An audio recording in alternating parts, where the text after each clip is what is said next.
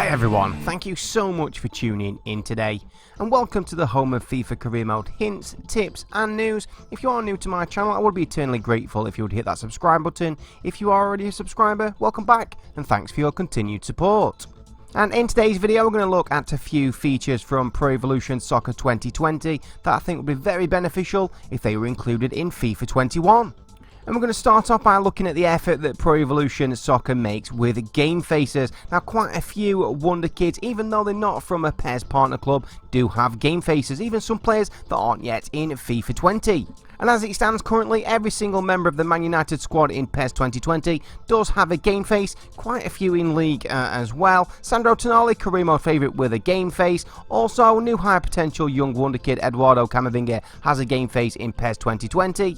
And as Barcelona are an exclusive partner with PES, it's the only game you're going to find Frenkie de Jong and Artur with a game face. But let's give credit where credit is due, because EA Sports have added quite a few new face scans throughout this FIFA cycle. The bad news is that most of the time to access the new faces, you will have to start a brand new career mode. Now it's the total opposite with PES. I'm loading up FIFA Master League from September, and just as FIFA updates throughout the season, so does PES, releasing their updates, what's called data packs. And included in data packs, you will get things like new game faces, new balls, new boots, new kits, etc. just like you'd get in any FIFA update. Now none of these players were actually in PES at launch. These have all been added via a data pack throughout the season. So this just confirms that a Master League started in September is up to date with the new faces from the latest data packs.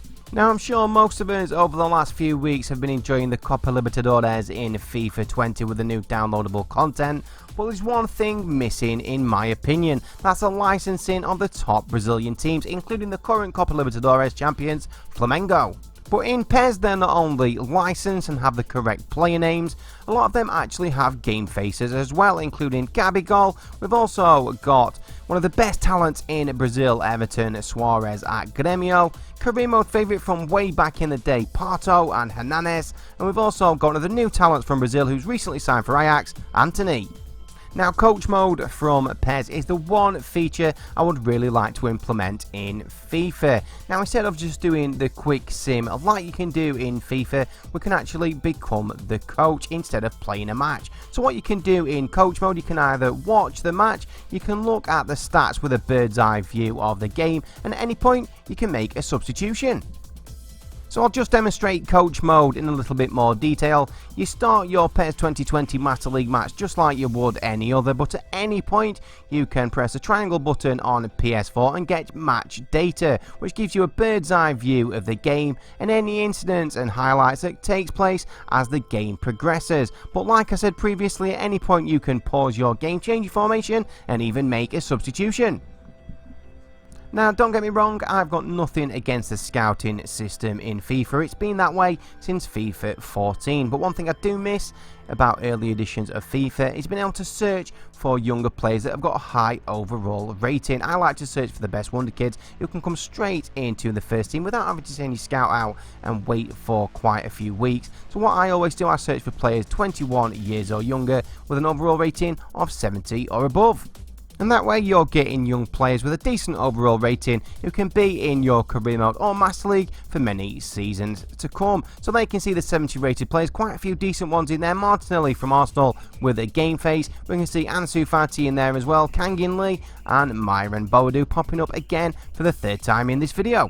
But this feature did used to be in earlier editions of FIFA, just like this photo that I was sent by the FIFA info over on Twitter from FIFA 13.